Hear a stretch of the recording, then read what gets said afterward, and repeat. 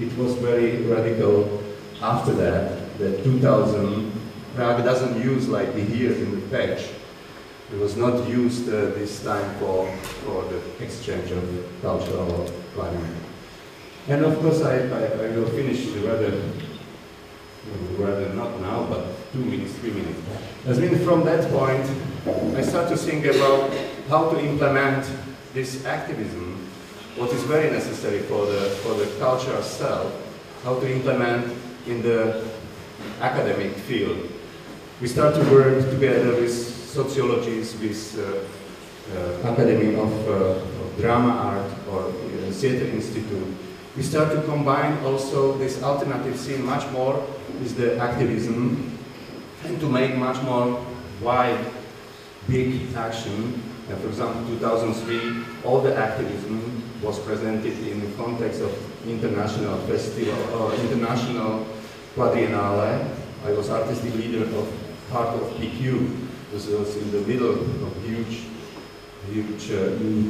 hall. That's me. I try to bring up this artist to the new context.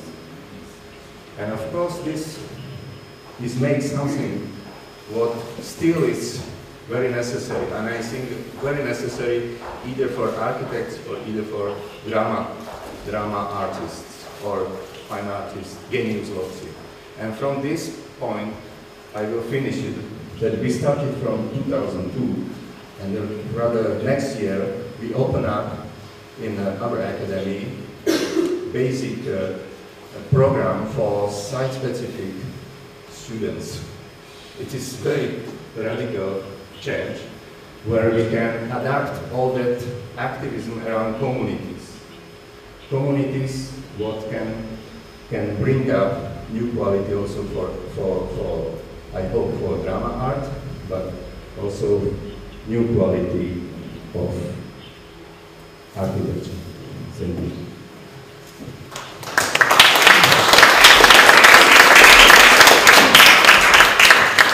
Thank you, Thomas, for this very rich account of site-specific project, for giving us a new definition of what a frame and breaking the frame could mean, a frame of the city center, which is being broken by projects which reflect the different points in a city. Do you have questions, Thomas?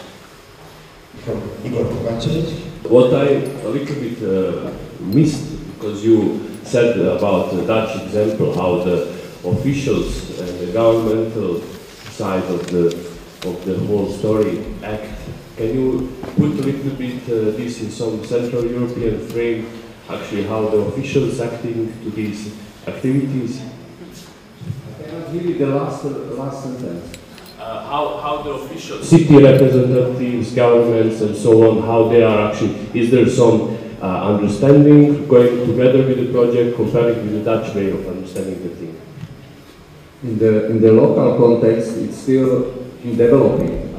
I can say it's when you formulate 10 years that you want to do some project with support, with governmental support or either city support, it's always you teach all the government to respect either this frame. This is very necessary that this have now the frame. How we survive with it. It is still much more, before it was supported by Soros Foundation, by Pro Helvetia, European grants, but not local support. Now much more it's coming, and it's adapted. Now it's adapted in the Czech cultural policy, I think. Not just the site-specific, but I think also workshops related with the workshops, with summer academies or even some activities who are processual activities.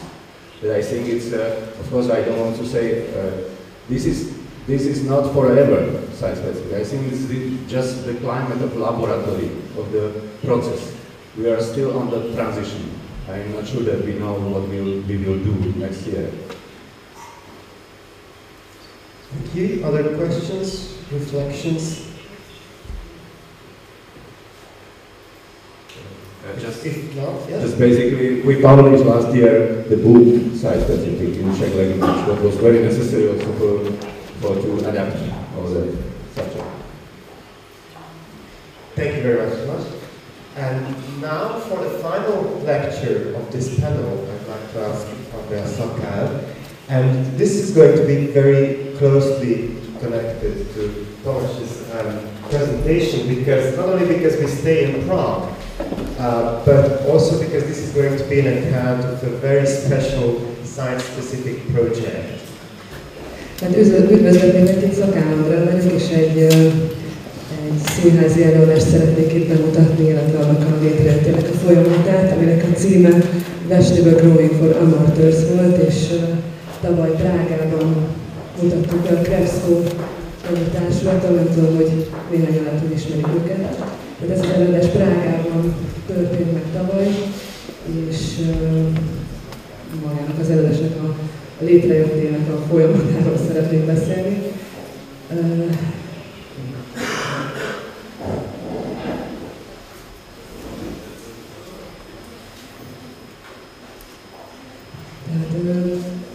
Folytatva Tomásnak az előadását egy kicsit, itt Prága térképét, nem tudom, mennyire lehet látni itt a kivetítőn. Itt ez Prága belvárosa, és itt ezen a belvárosban egy keretben hoztuk részre ezt az előadást.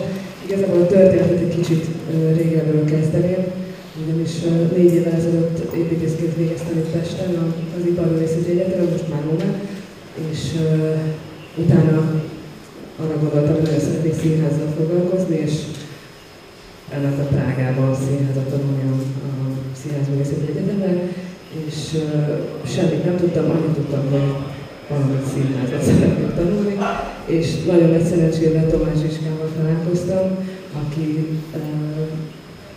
megmutatta, hogy létezik egy ilyen színház, ami science-specific színház. És azért én sosem hallottam meg erről, mert fogalmam sem volt arról, hogy ez micsoda, de rájöttem, hogy ez az út, amit szeretnék folytatni, és ez az a színház, amit szeretnék kialakítani.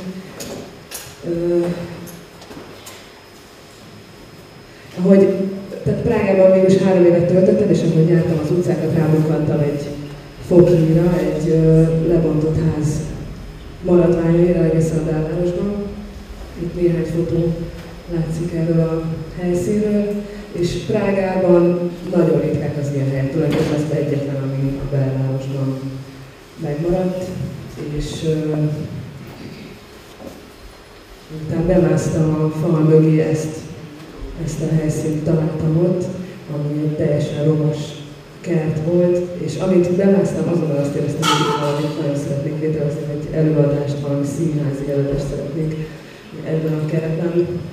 De azt nem tudtam, hogy kivel és hogyan fogom ezt megvalósítani, és hogy fog ez végbe menni, de nagyon erős volt bennem ez a vágy, hogy ezt létrehozzam. Így nézett ki 2 évvel ezelőtt ez a helyszín, és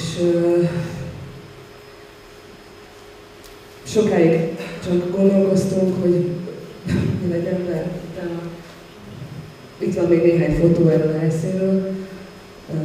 Láthatóan egy hatalmas szeméthalom volt ez a hely. És amikor, tehát arra gondoltam, hogy itt valamit mindenképpen kéne csinálnom, de nem tudtam, hogy kivel, és megismerkedtem a Krevszko nevű társulattal, azon belül pedig Linna a Happónánál, aki ennek a társulatnak a rendezője, és megkértem őket, hogy együtt dolgozzuk ki ezt az előadást, amit majd ebben a keretben hozok létre, és itt mutatok néhány rajzot, ami a gondolkodás menetét mutatja.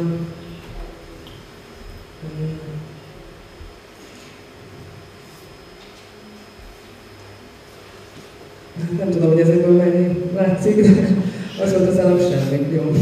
Tehát az volt az alapgondolat, hogy mivel ez egy kert, és egy varázskertet szeretnénk létrehozni, egy szigetként a város szövetében, arra gondoltunk, hogy az egész előadás a kellékektől, illetve a színészeken keresztül minden át a földből nőjön ki. Tehát az egész előadás a földből nőjön ki.